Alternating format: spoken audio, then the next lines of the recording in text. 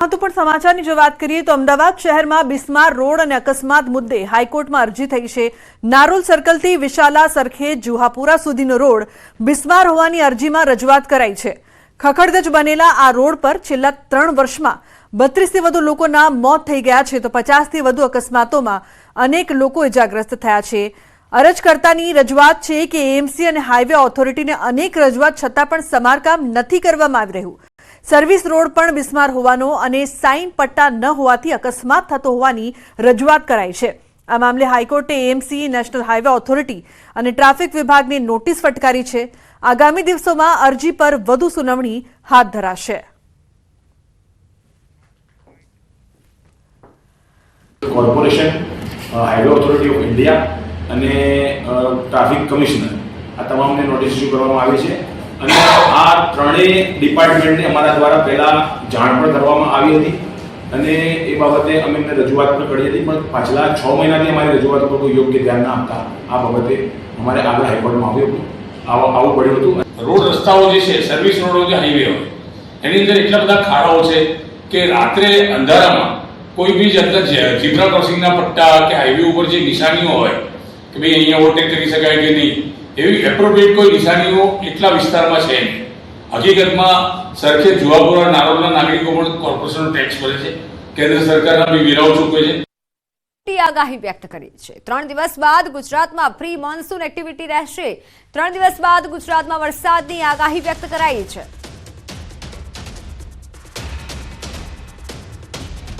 ત્રણ દિવસ બાદ ગુજરાતમાં વરસાદ રહેશે, વરસાદની આગાહી વ્યક્ત કરાઈ છે કારણ કે ગુજરાતમાં 4 સિસ્ટમ એક્ટિવ રહેશે। ગરમી બાદ આંશિક હવે રાહત મળી શકે છે। હવામાન વિભાગે ગરમી અંગે મોટી આગાહી વ્યક્ત કરી છે।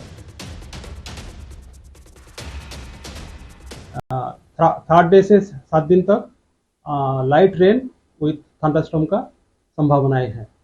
इसमें जो जो डिस्ट्रिक्ट आ रहा है, पहला दिन मतलब डे 3 में यह है नर्मदा, तापी, डांग, नवसारी, वलसाड, दमन, दादरा नगर हवेली, ये डिस्ट्रिक्ट डे 3 में बारिश होने का संभावना है।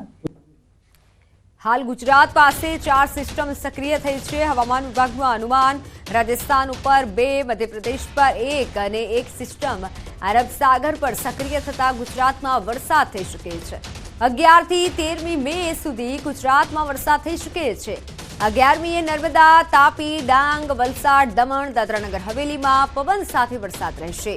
12મીએ અરવલ્લી, સાબરકાંઠા, દાહોદ, છોટાઉદેપુર, નર્મદા, તાપી, ડાંગ, વલસાડ, દમણમાં વરસાદ રહી શકે છે। તો 13મી મે સુરતમાં એટલે કે દક્ષિણ ગુજરાત સાઈડ વરસાદ થઈ શકે છે। સુરત, નર્મદા, દાહોદ, વલસાડ, નવસારી, દમણ, દાદરાનગર હવેલી, સાબરકાંઠા સહિતના વિસ્તારોમાં વરસાદ રહેશે।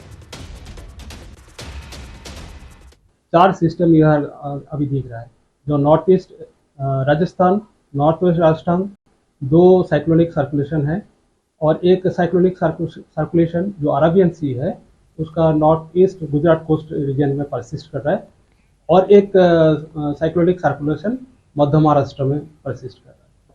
इसके वजह से अभी 1-2 दिन तो ड्राई मौसम जाएगा, डे 1 डे 2, लेकिन थर्ड डे से 7 दिन तक लाइट रेन विथ थंडरस्टॉर्म का संभावनाएं हैं। તો મેપના માધ્યમથી સમજીએ કે 11 મે ક્યાં વરસાદ થઈ શકે છે, કયા કયા વિસ્તારોમાં વરસાદ રહેશે। મેપના માધ્યમથી નજર કરવામાં આવે તો ખાસ કરી વલસાડ, તાપી, ડાંગ અને દાદરાનગર હવેલીમાં 11 મે વરસાદ થઈ શકે છે। હવામાન વિભાગે અનુમાન વ્યક્ત કર્યું છે તાપી, ડાંગ, વલસાડ, દાદરાનગર હવેલી એટલે કે દક્ષિણ ગુજરાતનો જે વિસ્તાર છે ત્યાં હવામાન વિભાગ દ્વારા વરસાદની આગાહી કરવામાં આવી છે અને વરસાદ થઈ શકે છે। હવે વાત 12મી મેની। 12મી મે ક્યાં વરસાદ પડશે તો ઉત્તર ગુજરાત સાબરકાંઠા અને અરવલ્લીમાં વરસાદ થઈ શકે છે।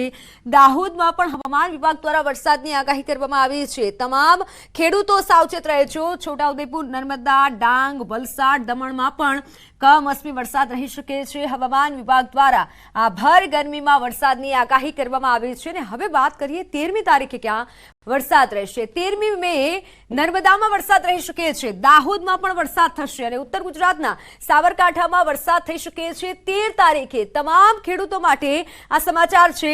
સુરતમાં પણ વરસાદ થઈ શકે છે. નવસારી, વલસાડ, દમણ અને દાદરા નગર હવેલીમાં એટલે કે દક્ષિણ ગુજરાતનો જે પટ્ટો છે ત્યાં વરસાદી માહોલ રહી શકે છે. હવામાન વિભાગ દ્વારા અનુમાન વ્યક્ત કરવામાં આવ્યું છે. સુરત, નવસારી, વલસાડ, દમણ, દાદરા નગર હવેલી, નર્મદા, દાહોદ અને સાબરકાંઠામાં 13મી તારીખે વરસાદ રહેશે તેવું હવામાન વિભાગે અનુમાન વ્યક્ત કર્યું છે. અને આ સાથે 2 દિવસ રાજ્યમાં આગ ઓગતી ગરમી પડશે. 2 દિવસ અમદાવાદ વાસીઓ સાવધાન રહેજો. અમદાવાદમાં પારો ઉપર જઈ શકે છે. 2 દિવસ પારો 43 ડિગ્રીએ રહી શકે છે. ગાંધીનગરમાં 2 દિવસ પારો 42 ડિગ્રીએ રહી શકે છે. હવામાન વિભાગે અનુમાન વ્યક્ત કર્યું છે. હજુ પણ ગરમી રહેશે, આગ ઓગતી ગરમી પડશે. 2 દિવસ સાવચેતી રાખજો. अभी तापमान जो है कुछ अधिकतम तापमान 9 लाख सेल्सियस कैटेगरी में रहेगा अभी आगे 4 से 5 दिन तक.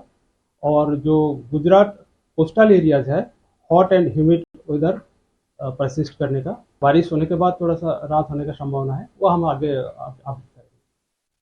और जो अहमदाबाद का मौसम है तापमान 43 डिग्री सेंटीग्रेड के आसपास रहने का संभावना है.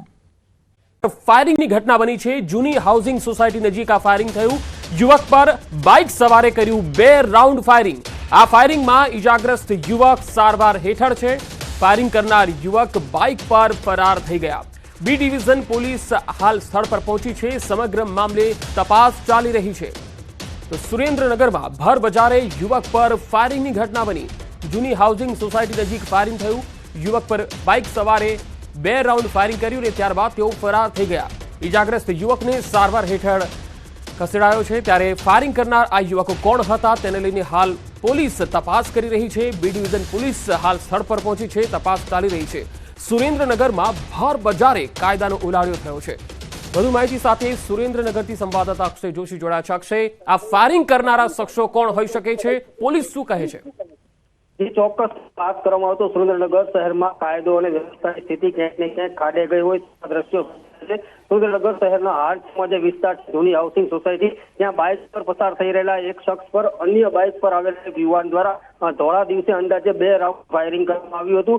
જેમાં કાળુ ભુવા કરી નામના જે વ્યક્તિ છે એને ઈજાઓ પહોંચી હતી, તેના પર ફાયરિંગ કરવામાં આવ્યું. તે વ્યક્તિને હાલ સારવાર માટે સુરેન્દ્રનગર મેડિકલ કોલેજ ખાતે ખસેડવામાં આવ્યા છે. જ્યારે ફાયરિંગ કરનાર શખ્સ છે તે કેટલા વ્યક્તિઓ હતા, કોણ હતું તે અંગે હજુ સુધી પોલીસ પાસે કોઈ મહત્વની વિગતો આવી નથી. અને ફાયરિંગ કરનાર શખ્સ તરત જ ફાયરિંગ કરી અને ફરાર થઈ ગયા છે. ત્યારે ક્યાંક ને ક્યાંક શહેરમાં જે કાયદો અને વ્યવસ્થાની સ્થિતિ છે અને પોલીસની જે કામગીરી છે એની સામે ચોક્કસથી સવાલો ઉભા થયા છે.